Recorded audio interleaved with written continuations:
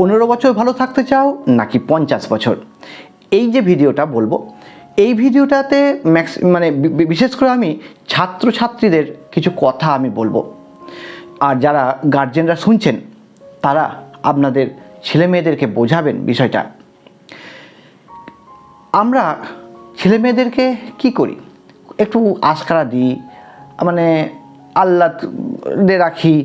তো আমরা এটা বুঝি না যে আমাদের যখন আমরা অথর্ব হয়ে যাব, আমরা তো একসময় বয়স হবে সবাইকারই, তো তখন তারা নিজের পায়ে শক্ত হয়ে দাঁড়াতে পারবে। তো এখন থেকে যদি তাদেরকেই আমরা অথর্ব করে দিই, তারা এখন ছোটো থেকে ভাবছে যে আমার পাশে আমার বাবা রয়েছে, মা রয়েছে, এ রয়েছে, ও রয়েছে, কিন্তু এই অভ্যাসটা কিন্তু ছোটো থেকে বিল্ড আপ হয়ে যাবে। যখন বড় হবে এই অভ্যাসটা কিন্তু সে ত্যাগ করতে পারবে না।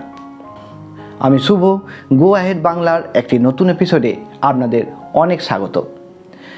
তো এবার আসল কথাটাতে আসি। একটা ছেলে অথবা মেয়ে পড়াশোনা করে কত বছর পর্যন্ত? 25 বছর ধরুন 25 বছর। তাহলে 25 বছরের পর মোটামুটি তারা একটা কাজ বাজ, একটা চাকরি বাকরি পেয়ে যায়। মোটামুটি ধরুন 21 বছরে গ্র্যাজুয়েশান, 23 বছরে পোস্ট গ্র্যাজুয়েট, আমি একটা জাস্ট ধরছি আর কি। মোটামুটি 25 বছরের মধ্যে সে সেটেল হয়ে যায়, একটা মোটামুটি একটা কিছু কাজে ঢুকে যায়। আর সেই বাচ্চাটা, সেই ছেলেটা বা মেয়েটা পড়াশোনা শুরু করে কখন? সে তো 6 বছরেই ওয়ান, কিন্তু 6 বছর থেকে 10 বছর কেউ অত করে না, পড়াশোনা অত চাপ দিয়ে কেউ সিরিয়াসভাবে করে না। মেন পড়াটা শুরু হয় কিন্তু মোটামুটি ওই 13-14 বছর থেকে। আমি 10 বছর থেকে ধরলাম, ঠিক আছে, 10 বছর থেকে। তো 10 বছর থেকে কেউ পড়ে না আমি জানি, আমি আবার বলছি, মেন পড়াটা শুরু হয় 13-14 বছর থেকে। তো 10 বছর থেকে যে ধরি, 10 থেকে 25 ক বছর হলো? 15 বছর। এই 15 বছর না, ছেলেমেয়েরা কি মনে করে যে আমরা আনন্দে থাকবো, ফুর্তি করবো। বাচ্চা ছেলেদের যেমন মন তেমন করে, খেলে বেড়াবো, এই করবো। এখন তো মোবাইল, কাকে বলবো, সব সমান। তো এই সমস্ত নিয়ে ব্যস্ত থাকাতে বেশি সময় কাটে দেয়, কারণ ছেলেবেলা পেরিয়ে গেলে আর কোনো দিন পাওয়া যাবে না, কি তাই তো? ছেলে মেয়েদের বলছি, তোমরা এই সময়টাকে কাজে লাগাও। তোমাদের এখনই একটাই কাজ হচ্ছে শুধু পড়াশোনা করা, আর কোনো কাজ নেই। তো এই একটা কাজকে খুব ভালো করে করো। যদি তুমি খুব ভালো করে একটা ভালো চাকরি বাকরি পেয়ে যাও না, তাহলে বাকি জীবনটা, একটা মানুষ ধরে নিলাম 75 বছর যদি বাঁচে, 25 থেকে 75 50 বছর, আগামী 50 বছর তুমি খুব ভালো করে কাটাতে পারবে, খুব ভালো করে। আর যদি উল্টোটা হয়, যদি এই 15 বছর তুমি গায়ে হাওয়া লাগিয়ে খেলে বেরিয়ে পাঁচিলে উঠে গাছে উঠে কাটিয়ে দাও, তাহলে তোমাদের কি হবে? আগামী যে 50 বছর তোমাকে খুব স্ট্রাগল লাইফ তোমাকে স্পেন্ড করতে হবে। তো কি চাও তুমি, কোনটা চাও? এখন যদি আমার কথা শুনে থাকো, এখন ভালো করে পড়াশোনা করো মন দিয়ে, কারণ তোমাদের এখন একটাই কাজ। এখন তোমাকে খাওয়া দাওয়া চিন্তা করতে হবে না, বাবা মা আছে পাশে, কোনো চিন্তা করতে হবে না। রান্না বান্না চিন্তা করতে হবে না, কারণ মায়েরা সে সকাল থেকে উঠে থেকে ওই করে যাচ্ছে, বাবারা সকাল থেকে রাত পর্যন্ত দুটো পয়সার জন্য এখানে ওখানে ছুটে বেড়াচ্ছে। সুতরাং ছেলে মেয়েদের কি চিন্তা? শুধু একটাই কাজ, পড়াশোনা।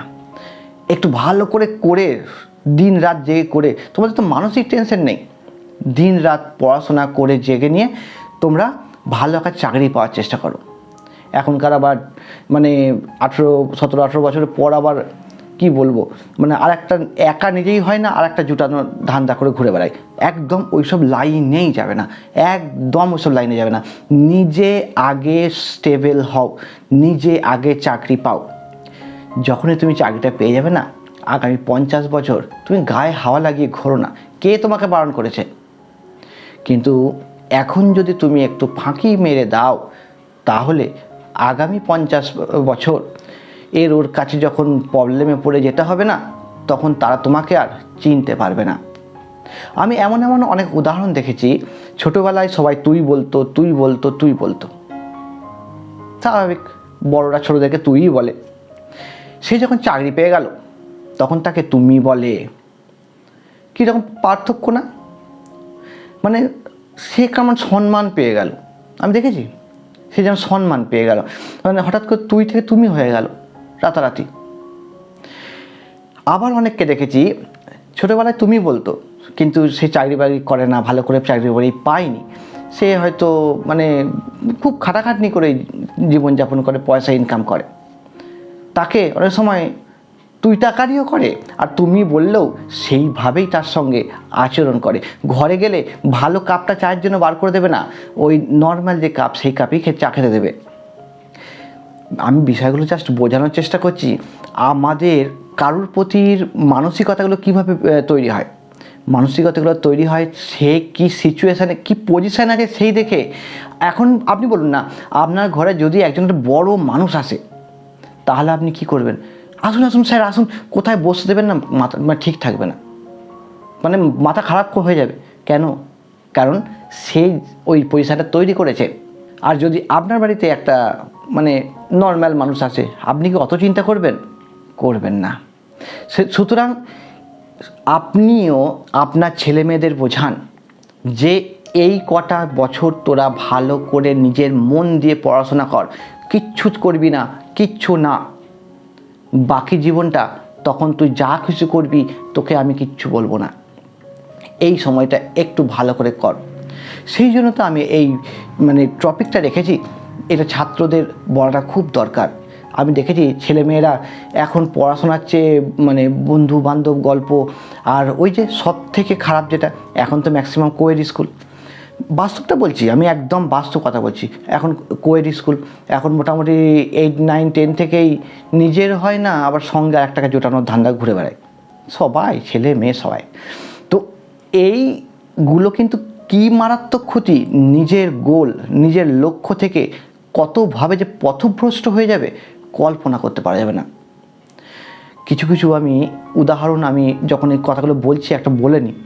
আমি আমার কিছু এক্সাম্পল, মানে আমি কিছু এক্সাম্পল আপনাদের সামনে বলছি, ছেলে মেয়েদের বোঝাবেন, বলবেন। মানে আমি দেখেছি এরকম যে ছোট থেকে যারা মানে ওই সব প্রেম টেম করে এসছে না ছোট থেকে, তো তাদের সঙ্গে মানে দুজনার ঠিক মানানসই নয়। কেন মানানসই নয়? ম্যাক্সিমাম ক্ষেত্রে দেখা গেছে একজন এই লাইনে চলে গেছে, তো আরেকজন ওই লাইনে চলে গেছে।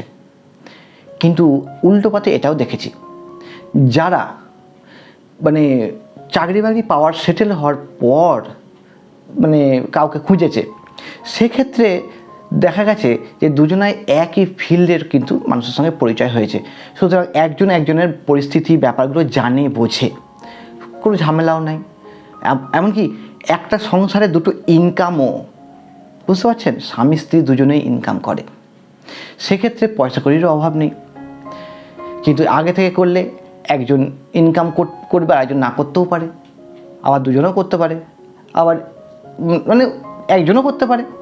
তো সেই জন্য আর নিজের ফিল্ডে আগে পৌঁছাতে হবে, তারপর যা ইচ্ছা তাই, যা খুশি করো। এই আমি সব কিছু বললাম, নিজেদের মতো করে নিজেদের বাচ্চাদেরকে বোঝাবেন, বলবেন। আজকে আর কিছু বলবো না, আজকে এইখানে শেষ করছি। যদি আমি কিছু ভুল থাকি, বলে থাকি, বা আমি যদি বলতে কিছু মিস করে থাকি, আপনারাও আমাকে জানাবেন। আমি সব জানতা নয়, আমিও বিভিন্ন বই পড়ে খুঁজে বেরিয়েই কিন্তু খাতায় লিখে রেখে কিন্তু পয়েন্টগুলো তুলে ধরি, আপনাদের সামনে তুলে ধরি। তো আপনারা বলবেন যা সুবিধা অসুবিধা, সব কমেন্ট আছে তো বলবেন, ভুল ত্রুটি হলে বলে দেবেন।